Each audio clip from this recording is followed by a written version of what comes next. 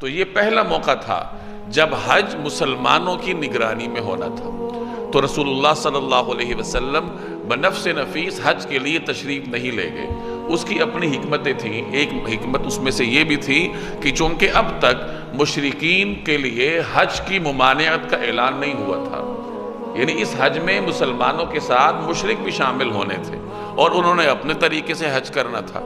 تو اس طریقہ کار کے ہوتے ہوئے نبی کریم صلی اللہ علیہ وسلم اپنا حج ادا فرمائیں، اللہ تبارک و تعالیٰ کی مشیت یہ نہیں تھی۔